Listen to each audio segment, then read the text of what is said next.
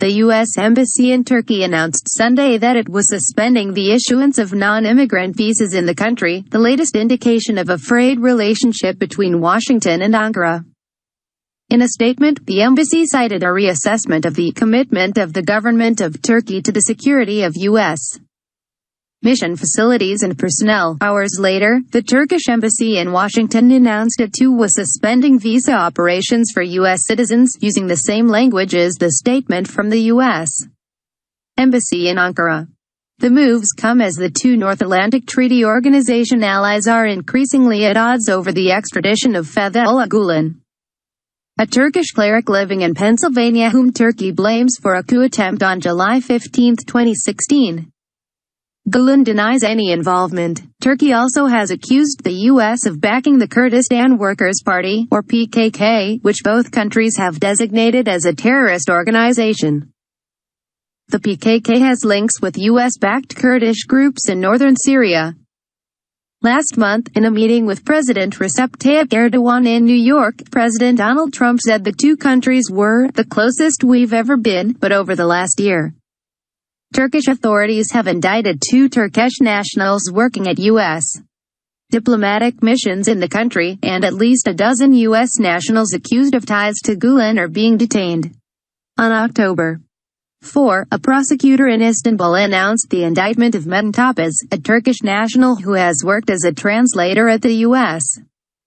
consulate in Istanbul, over charges of espionage, terrorism and attempted overthrow of the government.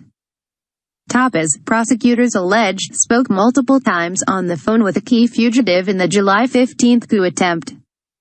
The investigation into that coup attempt has seen tens of thousands arrested and more than 150,000 public workers dismissed, and the imposition of a state of emergency that remains in place. Topaz is also accused of being in contact with 4 police officers implicated in the coup investigations. The U.S. Embassy issued a statement after Topaz's arrest saying it was deeply disturbed by the baseless indictment, as well as leaks from Turkish government sources aimed at trying the employee in the media rather than a court of law. In March, prosecutors indicted Hamza Uluke, a Turkish national who worked as a translator at the U.S. consulate in Adana for 36 years. He was charged with belonging to the PKK. On Sept.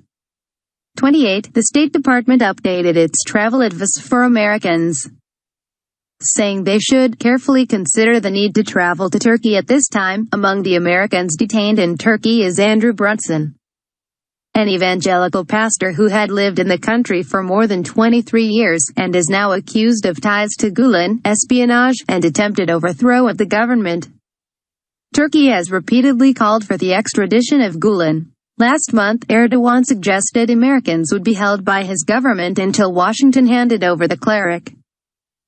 The fact that Gulen has yet to be extradited has triggered widespread speculation in the Turkish press that Washington was behind the coup attempt.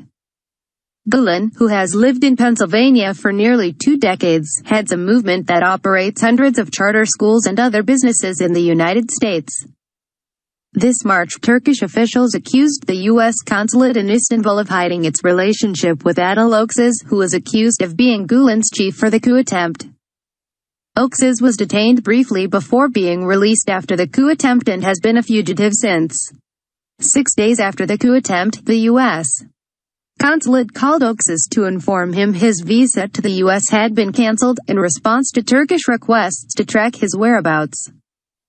Turkish officials, as well as many of the country's news outlets, have continued to speculate about why the consulate called Öksüz. Turkish media outlets have also called for the closure of the Incirlik military base in southern Turkey, which houses more than 2,000 U.S. troops, along with aircraft used in the military campaign against the militant group Islamic State in Syria and Iraq.